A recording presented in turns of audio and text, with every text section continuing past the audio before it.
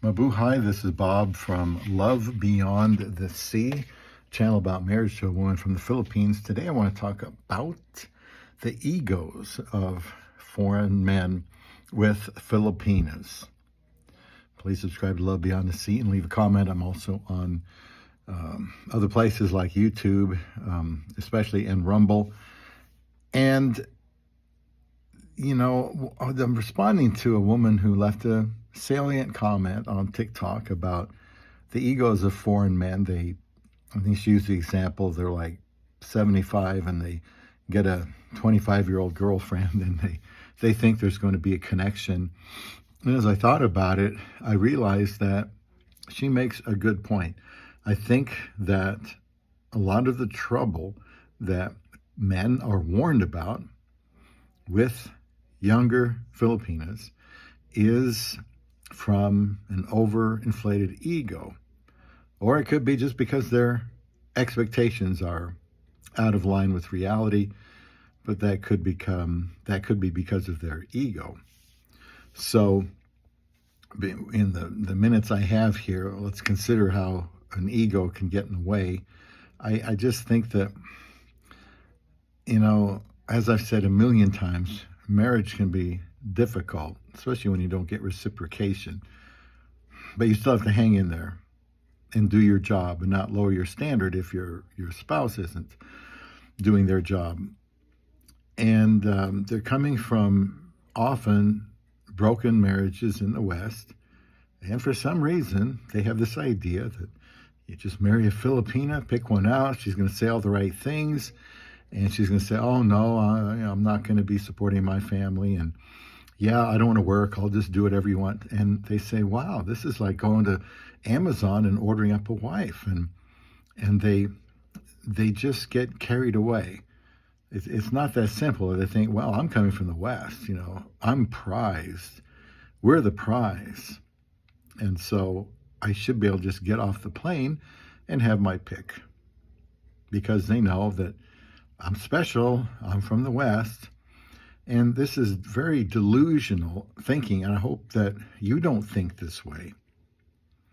But as someone that's had a YouTube channel for 6.5 years, I've seen a lot of videos, not just the ones I've made. And, you've got people that it seems like are in two camps. One, never marry a Filipina. It's just pump and dump. Certainly don't bring her to your country because it will end up in a disaster. She'll get her green card, she'll get some independence, citizenship, and she's gone because she's never, given a crap about you.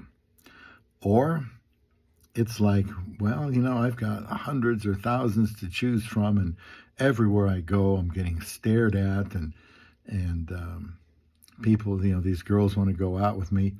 I think a lot of times they're just not being honest, and they're overinflating the amount of interest that they're getting. You know as well as I do that men typically have larger egos than women do. And so I can very easily see a man from the West, especially if he's had some trouble in a previous marriage, using his ego to think that, well, now this woman will see how wonderful I really am. And I say that sarcastically because none of us are wonderful. Oh, it's good to want to be wonderful, and we should try to improve ourselves, as I've said many times before. But you have to be real careful. We all have egos. We're men. We want to do well. We want to be respected. We want to be admired by the person that we are with. And, it just bothers me to no end when I hear of people going to the Philippines and commenting how easy it is to get some woman to like him. And it invariably, in my opinion, ends up where she likes him for what he can do for her, like money.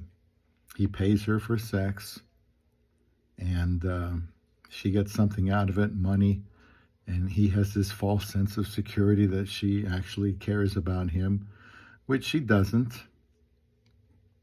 I mean, if she cared about him at all, if there was a chance of that, he would ask her to marry him and she would say yes. But often you don't see that, and you see men getting used. It doesn't seem to be like there's any middle ground. And I guess because the middle ground takes some effort. Just saying that it'll never work, don't even try, is a loser's attitude.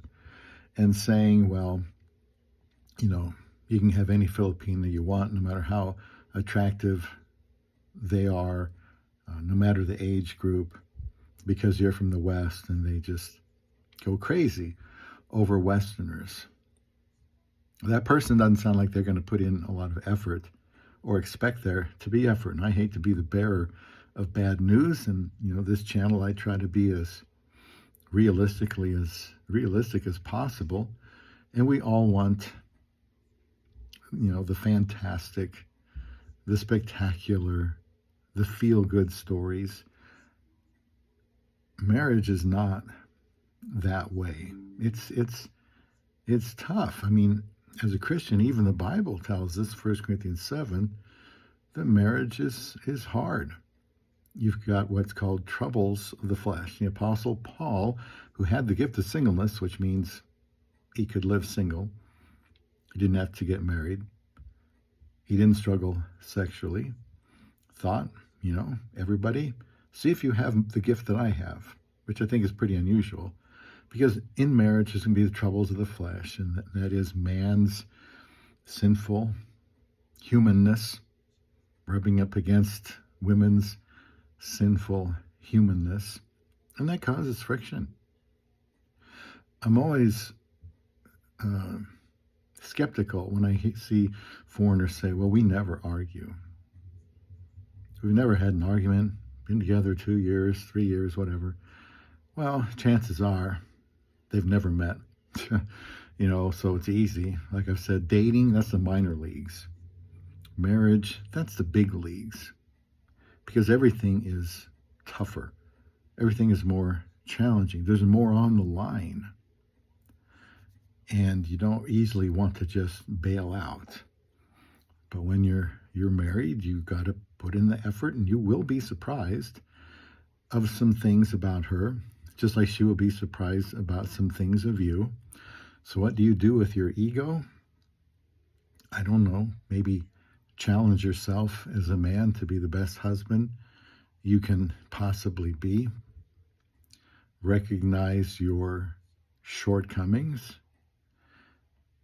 To do that, you might have to ask somebody you trust, something like, I want to get married, and what do you think I need to work on the most? What do you think is going to cause my wife more difficulty dealing with me? You got some bad habits in your life, well, those probably are something you need to work on. You have a bad temper, need to work on that. You're not very ambitious, need to work on that. Don't like to work, don't like to make money, need to work on that. Like your own privacy to a high degree, need to work on that. Don't want any children. That may eliminate a vast majority of Filipinas. If you really ask them how important it is to have a baby, she's going to say, very important. And I'm skeptical even if they say it isn't, because I don't think they're probably telling you the truth. Children are everything to a woman in the Philippines.